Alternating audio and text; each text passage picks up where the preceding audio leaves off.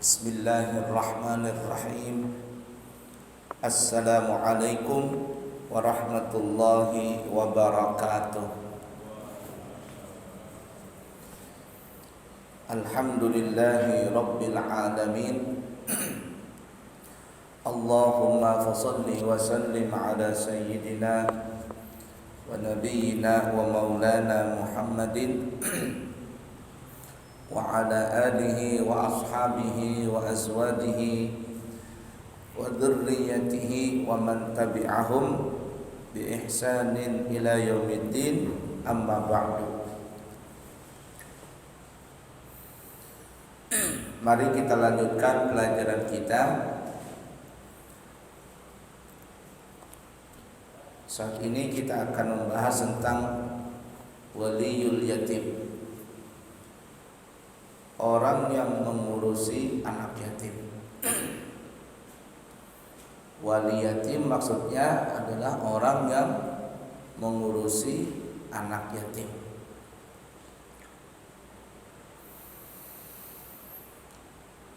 Yatim itu adalah anak kecil yang belum balik, yang meninggal bapaknya. Itu definisi yatim.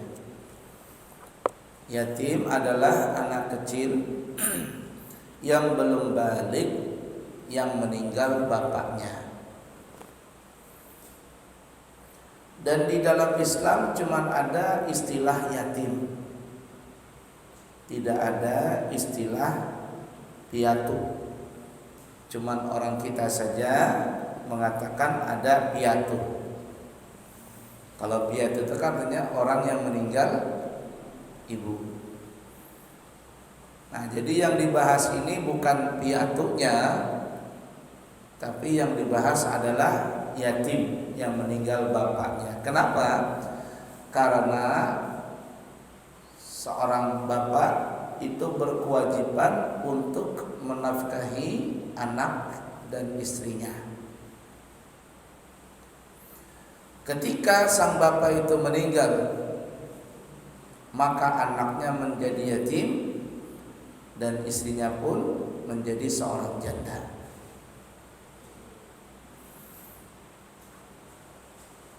Disinilah yang dibahas oleh ulama tentang masalah yatim.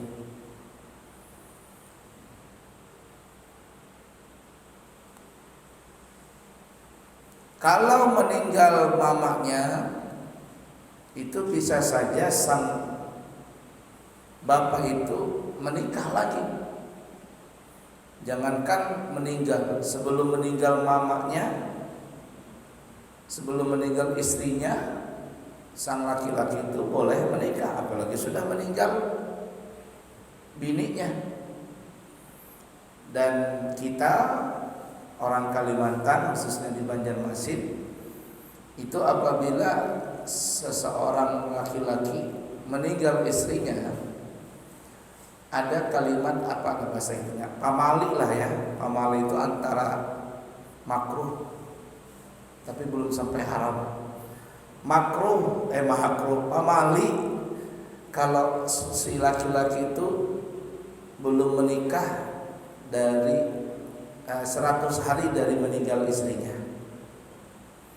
100 hari itu berarti berapa bulan itu kurang lebih? 3 bulan.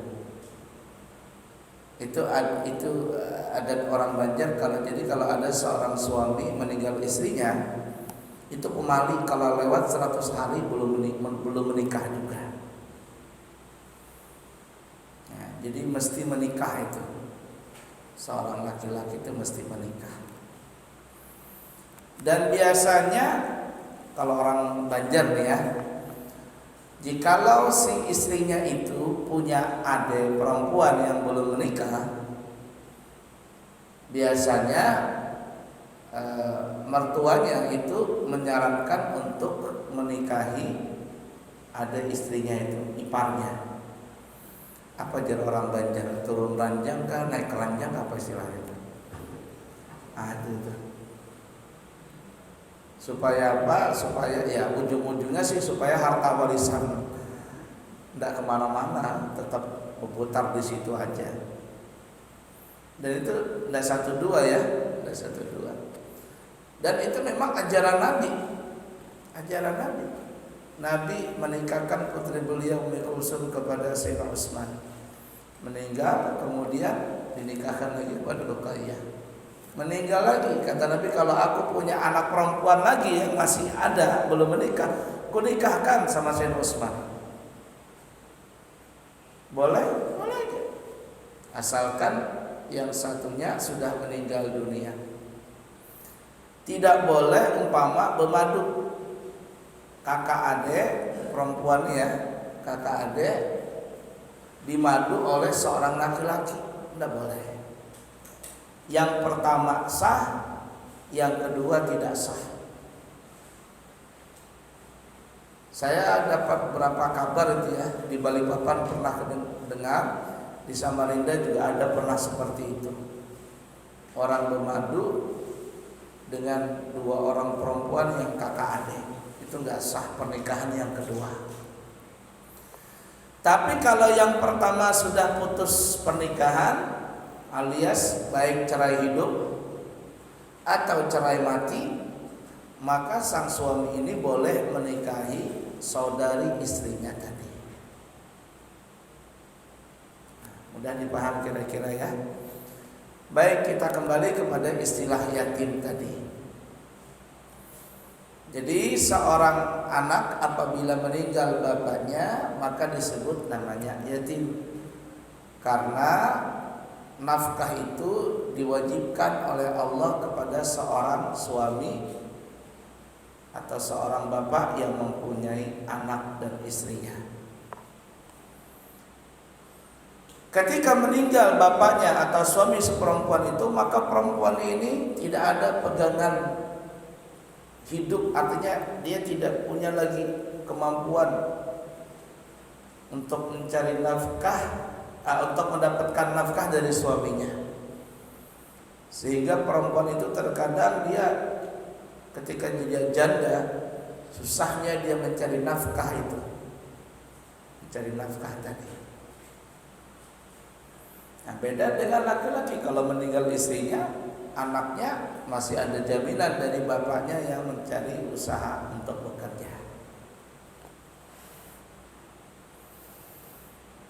Baik ya, jadi yatim adalah seorang anak yang belum balik yang meninggal bapaknya. Tapi kalau mama ibunya bercerai, apakah disebut yatim? Oh tidak, tidak disebut yatim. Ya. Kenapa? Karena bapaknya masih ada. Maka sang anak ini yang bercerai, mama bapaknya bercerai, anak ini itu masih ada hak dari nafkah bapaknya. Artinya bapaknya itu wajib menafkahi anaknya. Berapa keperluan anaknya, sekolah, ini, itu dan sebagainya, maka bapaknya itu wajib menafkahi anaknya tadi dengan memberikan ongkos hidupnya kepada istri, mantan istrinya umpama, atau kepada siapa begitu. Tapi kebanyakan kalau orang sudah bercerai ya, kalau orang banyak tidak mengerti agama, itu suami itu masa bodoh sudah. Masa bodoh dengan anaknya itu, sehingga istrinya ini, mantan istri itu yang susah mencari nafkah. Dan itu banyak terjadi. Padahal suaminya itu wajib menafkahi anaknya. Jadi kalau anaknya sekolah, berapa keperluan anaknya itu sang mantan suami ini wajib menafkahi anaknya itu. Cuman kebanyakan suami ini masa bodoh. Dan itu yang sering terjadi. Sampai akhirnya ketika anak itu mau menikah nih, itu mantan istrinya terkadang tidak mau kasih kabar kepada mantan suaminya. Tidak mau kasih kabar, nggak usah kasih kabar sama bapakmu, atau orang bapakmu nggak pernah nafkahi kamu juga. Mama juga yang nafkahi, yang nyekolakan, bayar ini bentuk mama juga katanya. Itu sering terjadi tuh. Sering terjadi. Kalau dia anak laki-laki ya mungkin gampang-gampang saja. Kalau perempuan gimana itu? Nggak bisa dia menikah tanpa bapaknya atau wali bapaknya. Saya pernah itu menjadi pemulung ya waktu itu. Si perempuan ini mau menikah jam berapa? Anggaplah jam 8 pagi itu mau menikah. Saya datang, kata saya, mana bapaknya ini? Ada enggak? Ada. Kata saya, mana bapaknya? Kata bapaknya di Kilo tinggal. Kenapa enggak datang? Bagaimana mau menikah ini perempuan? Anak ini kalau wali bapaknya ini tidak menikahkan atau tidak mewakilkan ke saya untuk menikahkan putrinya ini. Bapaknya nggak mau datang, entah apa alasannya, apakah tidak mau nafkahi waktu dulu kah atau apa. Cuman yang saya tanggap itu bapaknya ini tidak mau datang karena tidak dikasih tidak dikabari mau menikah waktu lamaran atau apa, tidak dihargailah sebagai bapaknya perempuan ini. Tiba-tiba pas mau menikah baru dikabarin, nggak mau datang bapaknya. Akhirnya saya telepon kepala KUA, Pak ini gimana nih Pak, bapaknya nggak mau datang. Sudah Pak Ustadz, pulang aja, nggak usah dinikahkan. Pulang saya, pulang, kemudian 2 jam atau 3 jam datang lagi utusan, datang ke rumah saya, Pak tolong dinikahkan Pak. Bapaknya sudah datang. Bapaknya sudah datang. Saya datang, akhirnya situ setelah zuhur baru nikah tuh. Kasihan pengantin laki-laki sampai terlepas kopiah sudah. Aduh, kepanasan lagi. Kasihan kata saya. Saya bilang sama bapaknya perempuan, Pak sudah lapar. Sampai itu tugasnya menikahkan. Kalau ada masalah di keluarga, sudah jangan dihiraukan. Ini saatnya bapak menikahkan putri. Itu kewajiban bapak itu. Tak nasihati betul ini, akhirnya mau juga menikahkan. Menikahkan, selesai nikah baca doa pulang, udah saya kecapean, saya nunggu kalian ini kata saya. Nah, itu sering terjadi seperti itu. La ilaha illallah. Nah, jadi kita kembali ya. Jadi yang disebut yatim adalah seorang anak yang belum balik yang meninggal bapaknya. Perlu diperhatikan, anak yatim ini tidak masuk kategori orang yang penerima zakat. Termasuk janda dan anak yatim itu tidak termasuk 8 golongan itu yang terima zakat, tidak ada. Yang 8 golongan itu kan innamas shadaqatu lil fuqara'i, fakir, wal masakin, wal amilin, mu'allafati qulubuhum, orang-orang masuk Islam. Fafir riqab, hamba sahaya sekarang dada. Gharimin, orang yang punya hutang. Sabilillah, orang yang berjuang di jalan Allah. Ibnu sabil, orang yang musafir kehabisan ongkos. 8 golongan ini. Dari 8 golongan yang boleh terima zakat ini tidak tercantum di situ anak yatim dan janda. Kenapa? Karena bisa jadi anak yatim itu banyak dapat warisan. Kalau anak yatim itu dapat warisan bapaknya banyak, maka dia tidak berhak terima zakat. Tetapinya malahan dia yang wajib mengeluarkan zakat. Begitu juga janda. Kalau jandanya kaya, apalagi masih muda, apalagi belum punya anak, itu yang mohon maaf ya, kata orang janda rasa perawan itu. karena nggak punya anak, hartanya banyak, ini tidak terima zakat si janda itu. Yang dipikirkan bukan ngasih zakat, yang dipikirkan bagaimana supaya bisa dinikahi janda itu. Nah itu. Jadi janda dan anak yatim tidak masuk kategori orang yang terima zakat. Tapi kalau anak yatim itu miskin, janda itu miskin, sudah janda, miskin, tua, banyak anaknya dan sebagainya, subhanallah, kalau ada seseorang yang membantu anak yatim plus jandanya, alias mamanya, pahalanya besar sekali. Besar sekali. Makanya ada di beberapa daerah ya, yang mereka itu paham dengan keadaan janda, mereka orang-orang kaya ini mengadakan kayak pelatihan atau usaha untuk para janda itu. Jadi bukan hanya dinafkahi, tetapi dibikin usaha. Jadi dikasih modal janda-janda ini, kemudian mereka bikin usaha UKM istilahnya itu ya? UKM itu usaha? Ya begitulah istilahnya. Jadi ada yang membina, kemudian dikumpulkan usaha mereka, kemudian dijual. Saya tidak tahu, cuma dengar saja benar atau tidaknya. Ada di daerah Sepinggan, dekat pasar Sepinggan. Saya mau Allah benar atau tidaknya. Itu ada satu orang kaya di Balikpapan mengumpulkan para janda membuat masakan. Bikin masakan, jadi ada sayur, ada lauk pauk, para janda ini dikasih modal atau apa, kemudian di satu tempat dijual di situ masakan mereka. Saya berapa kali beli di situ, ada yang 5 ribuan, ada 10 ribuan, gitu. Sampai sekarang masih ada. Betul kah itu?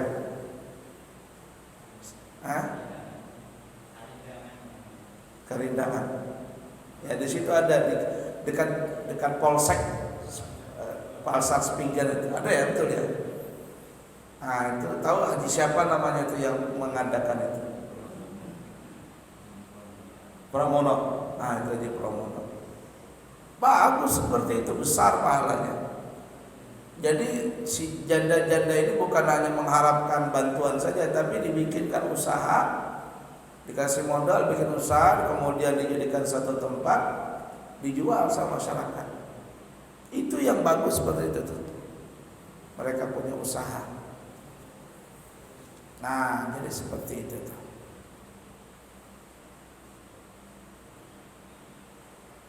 Baiklah ya.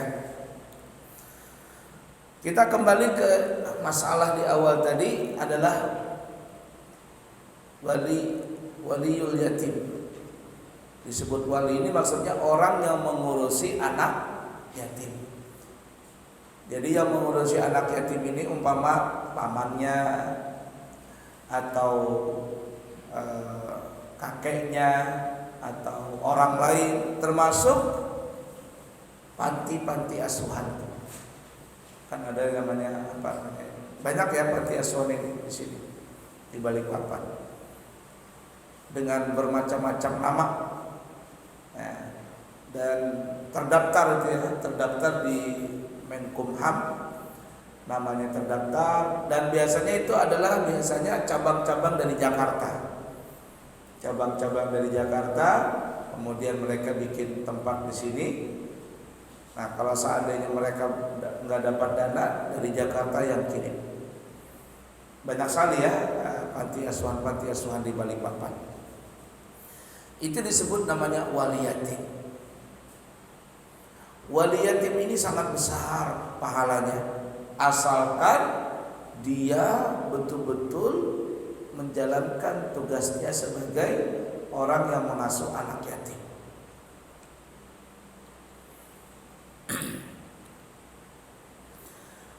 Nah, yang jadi masalah yang kita bahas di sini nanti ya, orang yang mengurusi anak yatim apakah boleh mengambil harta dari anak yatim itu?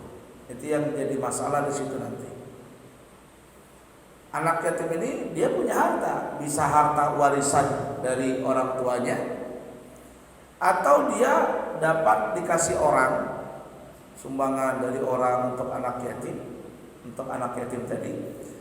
Nah sekarang permasalahannya, orang yang mengurusi anak yatim ini boleh gak mengambil jatah anak yatim itu? Boleh atau tidak? Nah di sini kita akan bahas. Wali anak yatim atau orang yang mengurusi anak yatim, kalau dia miskin, tidak ada halangan baginya mengambil harta anak yatim yang dipeliharanya sekedar untuk keperluan hidupnya sehari-hari. Hal itu diperbolehkan jika ia terhalang berusaha yang lain karena mengurus harta anak yatim yang dipeliharanya itu. Jadi bagi orang-orang yang mengurusi anak yatim di panti asuhan, mereka itu boleh mengambil harta anak yatim.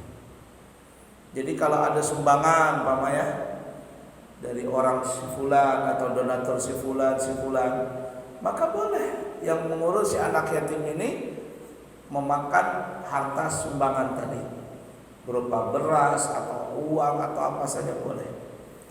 Dan biasanya pengurus-pengurus ini ada dapat gaji. Kenapa? Karena dia tidak bisa bekerja disebabkan dia mengurus anak yatim tadi, ngurusi makanannya, ngurusi belajarnya anak yatim ini. Maka si orang-orang yang mengurus anak yatim ini dibolehkan untuk mengambil jatah mereka di situ. Tapi sekedarnya saja, arti sekedarnya itu ya sewajarnya. Bagaimana orang bekerja, maka disitulah dia gajinya dia.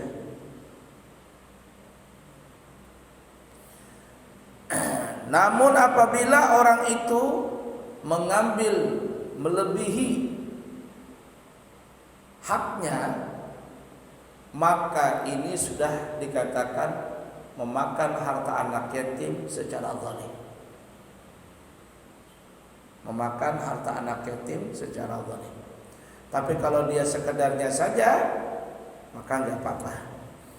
Sebagaimana disebutkan dalam surah An-Nisa ayat 6. Wa man kana ghaniyan falyasta'fif wa man kana faqiran falyakul bil ma'ruf. Wa man kana faqiran falyakul bil ma'ruf. Barang siapa di antara pemelihara anak yatim itu, dia mampu, dia kaya, maka hendaklah ia menahan diri tidak memakan harta anak yatim itu. Jadi kalau ada memang dia kaya, ya, tidak perlu dia memakan harta anak yatim itu. Harta anak yatim itu dia simpan atau dia kelola. Kan ada orang kaya, saya kepingin memelihara anak yatim 3 atau 10 orang, dipelihara anak yatim tadi. Karena dia kaya, dia ongkosin anak yatim tadi. Ada sumbangan, ada ini orang ngasih anak yatim itu, si kaya tadi tidak mau ngambil. Disimpan harta anak yatim tadi, atau dikelola, dibikinkan usaha, diputar uang tadi, lalu nanti untuk keperluan anak yatim. Itu yang dalam Al-Quran tadi. Siapa yang kaya, maka hendaklah dia menahan diri. Tapi sebaliknya, wa man kana faqira falyakul bil ma'ruf. Namun apabila orang yang memelihara anak yatim ini dia masuk kategori miskin atau fakir, atau memang dia gara-gara mengurus anak yatim tidak bisa mencari pekerjaan yang lain, falyakul bil ma'ruf, maka boleh bagi dia untuk memakan harta anak yatim tadi bil ma'ruf, dengan yang baik, dengan cara wajar bahasa kitanya. Itu ya, boleh. Tapi kalau seandainya anak yatim itu cuma sebagai apa ya? Ya sebagai kedok saja. Sumbangan banyak, anak yatim dikasih makan ikan asin, dia makan ayam. Kasihan ya, anak yatim dikasih baju yang jelek-jelek, dia pakai baju yang baru yang bagus. Kasihan. Tidak boleh seperti itu memakan harta anak yatim secara zalim namanya.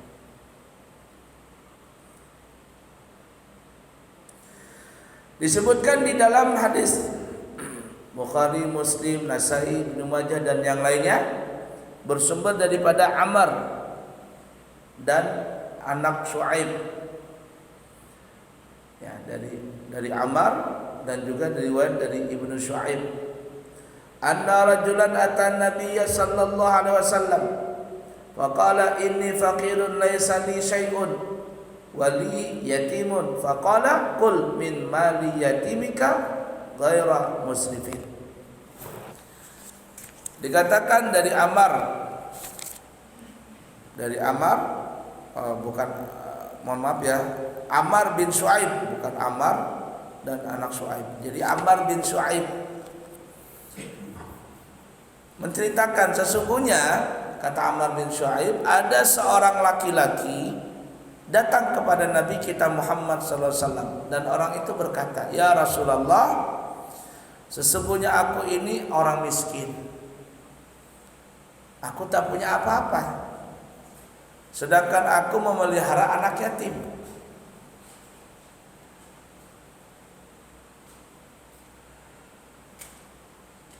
Bagaimana ya Rasul? Apakah boleh aku memakan harta anak yatim tadi?" Maka Rasul menjawab, "Engkau boleh memakan dari harta anak yatim asal jangan berlebihan." Artinya dengan sewajarnya saja. Ya ibarat kata ngambil upah lah di situ karena menjaga harta anak yatim.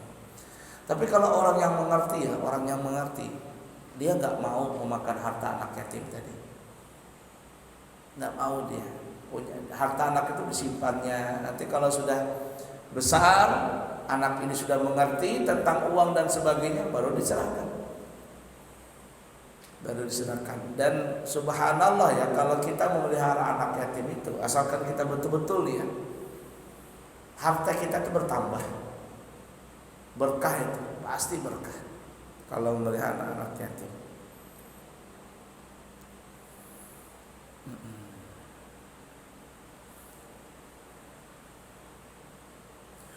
Di pesantren saya itu terkadang ada orang mau nyumbang, "Pak Kiai, saya mau nyumbang untuk anak yatim."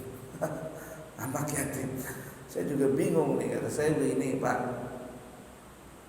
kalau sampean nyumbang anak yatim, mungkin ada 1 atau 2 orang anak yatim. Tapi kalau sampean ngasih ke anak yatim saja, yang lain nanti nggak dapat. Akhirnya nanti takut terjadi kecemburuan sosial. Sudah gini aja," kata saya, "sampean jangan fokuskan ke anak yatim, kasihkan ke santri, sudah gitu aja nah, untuk pesantren. Kalau dia duit, nanti saya belikan beras, belikan ini, keperluan banyak itu di pondok. Tapi kalau sampean fokus ke anak yatim, bingung saya. Kalau saya kasih ke anak yatim saja, nanti yang lain ngelihat, nanti jadi kecemburuan sosial." Itu biasanya saya akan rubah perkataan orang itu yang kepingin nyumbang pesantren saya. "Oh ya sudah, Pak Kiai, kita serah sampean aja sudah. Sumbangannya bawa sini. Nanti kalau dia berupa uang, saya belikan beras, belikan apa-apa semuanya. Jadi semuanya makan gitu lah. Tidak ada dibeda-bedakan mau yatim, mau dia apa, tidak mampu atau dia, sudah yang namanya santri dapat semuanya." Saya juga ada tanya, "Siapa yang yatim ini? Meninggal bapaknya, angkat tangan." Saya Buya. "Tapi kamu sudah balik?" "Sudah." "Kamu bukan yatim lagi, sudah balik itu namanya." Nah, jadi kalau ada anak yatim sudah dewasa, itu nanti masuk kategori bukan yatim, tapi namanya du'afa. Makanya kan kita di balik papannya kan rumah yatim dan du'afa. Rumah yatim dan du'afa. Karena anak yatim ini nanti dipelihara, kalau dia sudah besar kemudian orang tuanya perempuan ini tidak punya usaha atau tidak diurusin lagi dan sebagainya, ini anak yatim berubah nanti namanya menjadi duafa. Kalau seandainya dikatakan yatim, wah, saya juga yatim piatu. Banyak yatim piatu di sini. Ya, jadi kalau dia sudah besar tidak mampu, itu disebut bukan yatim tapi namanya duafa. Ala kulli hal seperti itu. Di pesantren saya alhamdulillah khusus untuk Kutai Kartanegara nih ya, KTP yang Kutai Kartanegara, alhamdulillah karena pesantren kita di Ambarawa itu resmi, izinnya lengkap dan kesetaraan, ada SD, SMP, SMA-nya. Cuma kalau di pesantren namanya Ula Ustaz Ulia, kita pesantren bisa mengeluarkan ijazah sendiri. Ijazahnya itu resmi, bisa dipakai untuk kuliah kemana-mana, boleh jadi tentara, mau jadi polisi, mau jadi anggota dewan, itu semuanya bisa dipakai ijazah kami di situ. Nah, alhamdulillahnya untuk daerah Kutai Kartanegara itu pemerintah di sana itu kayaknya sangat perhatian dengan pesantren, sangat perhatian, bukan hanya pesantren, sama anak-anaknya pun juga perhatian. Anak-anak kami, didik kami yang di Kutai Kartanegara itu yang KTP-nya Kutai Kartanegara ada dapat PIP, PIP itu istilahnya apa ya?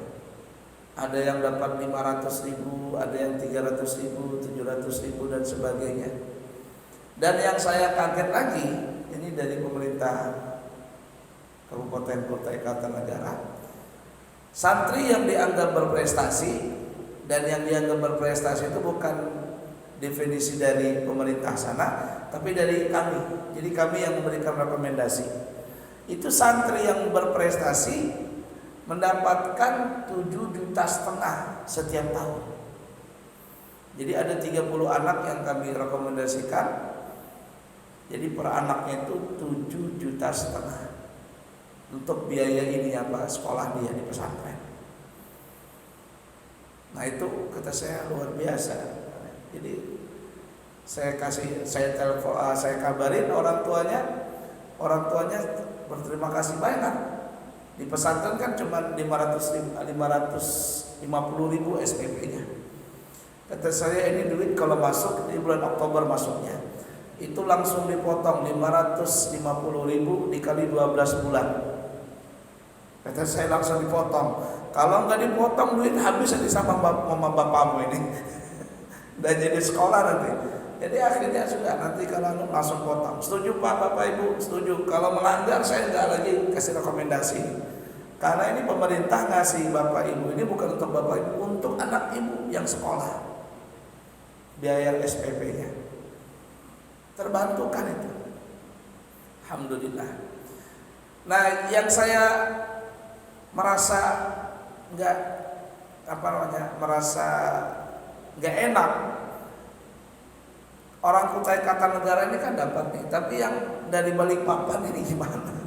Kan ada yang dari Samarinda, Tenggarong, kalau Kutai kan Tenggarong, Handil, Semboja itu masuk semua. Tapi ada yang dari Samarinda sama Balikpapan sama Banjarmasin. Yang Balikpapan ini kata saya kasihan juga kalau nggak dapat beasiswa ini.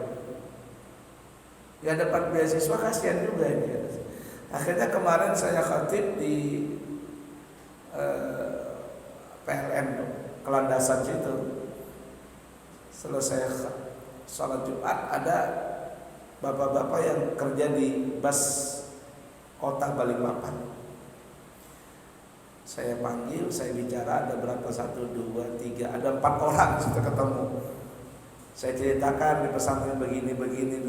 Jadi saya bilang, Pak, bisa nggak Pak santri saya itu yang orang Balikpapan sekolah di pesantren saya itu dapat dana beasiswa, bisa nggak? Supaya sebenarnya si anak-anak nggak cemburu, nggak ada kecemburuan sosial, cuman saya nggak enak sebagai pengasuh, nggak enak yang Kutai Kartanegara dapat yang Balikpapan gigit jari aja, nggak dapat apa-apa. Saya bilang di balik yang anak-anak saya itu Pak, ada yang janda, mamanya itu janda ada. Ada yang nggak bayar sama sekali, ada yang bayar 200, 300, ada. Boleh nggak dibantu itu, Pak? Katanya boleh. Apa syaratnya? Nah, kata mereka hari besok katanya Sabtu itu pergantian pengurus baru. Kami ini sudah besok habis sudah tugas kami. Nanti ada pengurus baru. Nanti ini ustadznya si fulan, si fulan. Oh, ini kenal semua saya, Pak. Ustadz-ustadz yang baru ini. Nanti pian datangin aja itu. Apa syaratnya? Sudah. Cuman selama ini itu paling dapat minta surat dari kelurahan. Kemudian artinya domisili anak itu di Balikpapan. Kemudian ada surat dari pesantren bahwa anak ini belajar di pesantren. Kami akan berikan anak itu dana. Ya kan, sabilillah, karena orang untuk ilmu. Kata saya berapa? Apakah kayak di Kutai Kartanegara main setahun gitu 7,5 juta? Oh tidak, katanya. Berapa? 500.000. Dan itu per bulan. Setiap bulan anaknya datang ke Bas Kota. Bukan kayak Kutai Negara. Kalau Kutai Kartanegara dibikinkan apa namanya, rekening bank. Jadi ada buku banknya. Jadi uang itu langsung masuk ke rekening bank anak itu. Tidak ada lagi surat-surat. Jadi kami pesantren cuma bikinkan surat rekomendasi, sudah. Nanti sisanya langsung duit itu masuk ke rekening anak-anak. Nah di Bas Kota itu setiap bulan datang anaknya tadi membawa surat itu. Alhamdulillah, kata saya ada lampu hijau nih untuk santri ini. Jadi insya Allah besok majelis taklim itu saya akan umumkan kepada orang tua yang mau mendapatkan beasiswa, silakan nanti ambil di Bas Kota Balikpapan itu. Cuman saya bilang, Pak, kalau bisa jangan ada surat gakin dan sebagainya. Kenapa, katanya? Ya karena terkadang orang Balikpapan ini, Pak, miskin-miskinnya Balikpapan ada rasa gengsinya juga. Karena kalau gakin itu kan nanti terpampang tuh di depan rumah tuh yang tulisan gakin tuh, golongan orang miskin. Kan besar tuh, ada semeter segini besar tulisannya itu.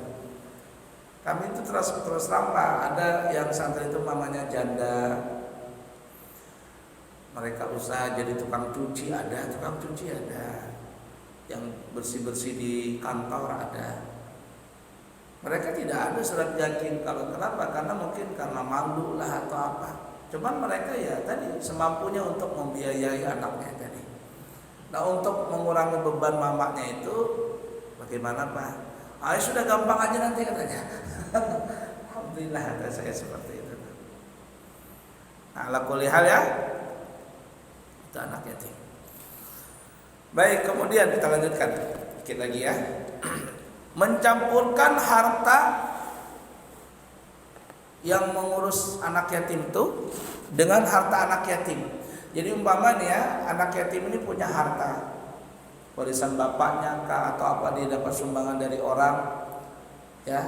Kemudian yang mengurus anak yatim juga punya harta, digabungkan, dijadikan satu, atau dijadikan modal usaha atau apa begitu, diputar dulu ini supaya tidak ditahan begitu aja. Kalau ditahan begitu aja kan nanti apa namanya diambil habis, diputar itu duit. Boleh nggak seperti itu? Nah ini bahasannya. Mencampurkan harta wali, yang mengurus anak yatim tadi dengan harta anak yatim tidak ada halangan, alias boleh, asal dengan niat yang baik. Bukan dimaksud untuk merusak harta anak yatim tadi. Karena yang dilarang ialah merugikan atau merusak harta anak yatim. Dalam soal ini bergantung kepada niat si wali tadi, artinya orang yang mengurusi anak yatim tadi, ketika hendak bertasarruf atau menjalankan harta anak yatim tadi. Dalilnya dalam Al-Quran, dalam surah Al-Baqarah ayat 220. Wa yas'alunaka 'anil yatama qul islahul lahum khair wa in tuqalituhum fa ikhwanukum wallahu ya'lamul mufsida minal muslih. Dan mereka Ini ada orang-orang yang bertanya kepada engkau wahai Nabi Muhammad tentang masalah harta anak yatim. Tentang anak yatim. Katakanlah wahai Nabi Muhammad, mengurus urusan mereka secara patut adalah baik. Dan jika kalian bergaul akrab dengan mereka, anggaplah mereka itu adalah saudara kalian. Dan Allah mengetahui siapa yang membuat kerusakan dari yang menghalalkan, dari yang mengadakan perbaikan. Allah Maha mengetahui siapa yang membuat kerusakan dari yang mengadakan perbaikan.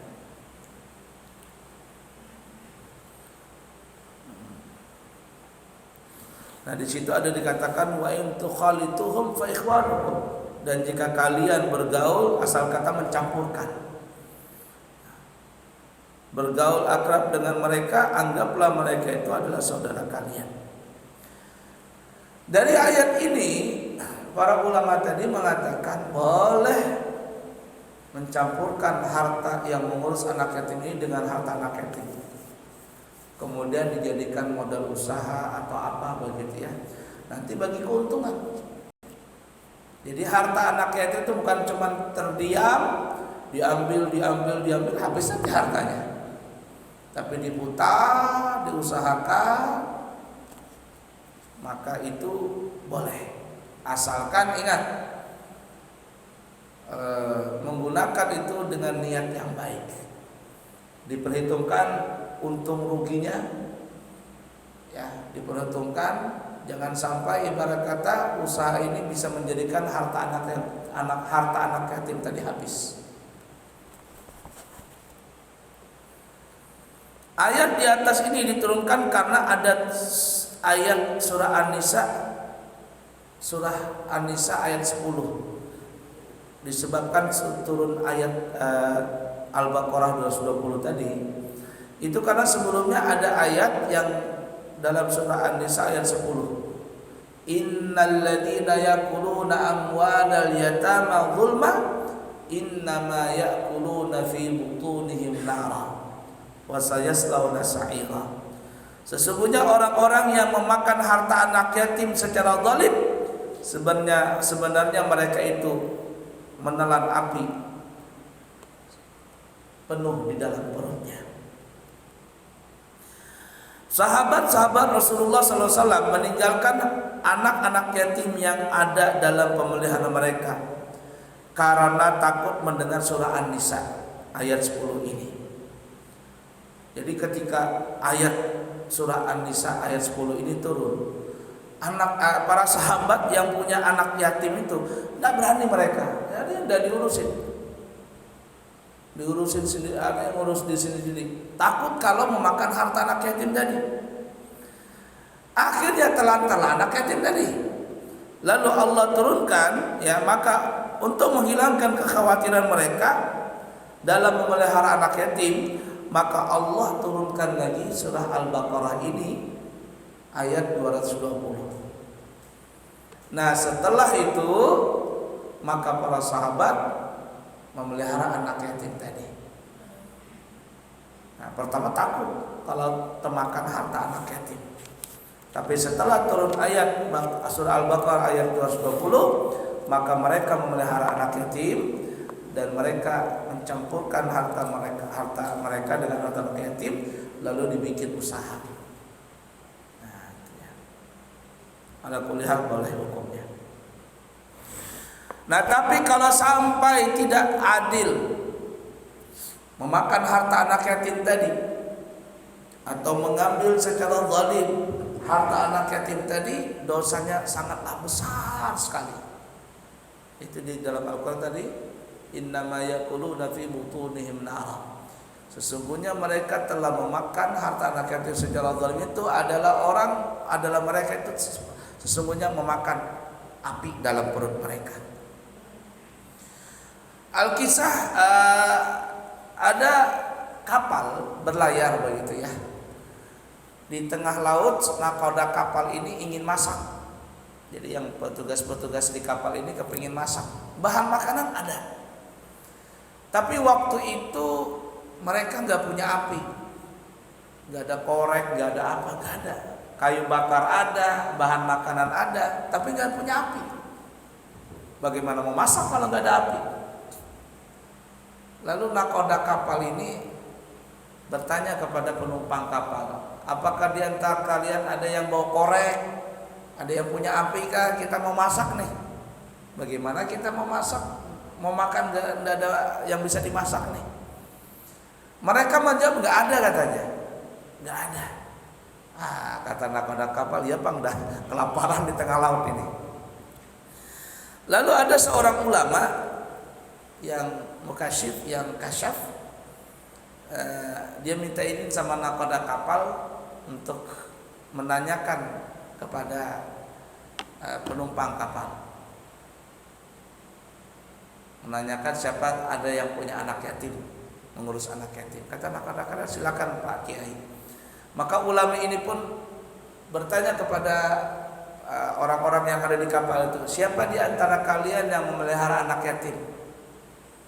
Lalu di antara mereka ada satu orang angkat tangan, saya katanya, saya. Lalu sang ulama ini melihat begitu, dan yang melihat orang ini adalah orang yang tidak jujur dalam mengurus harta anak yatim. Dipanggil orang tadi, sini Pak, sini. Ada apa Pak Kiai? Sini katanya. Maju orang ini, kemudian Pak ulama ini menyuruh untuk membuka mulut orang ini. Katanya, buka mulutmu, hadapkan mulutmu untuk ke tungku pembakaran atau ke kayu bakar itu.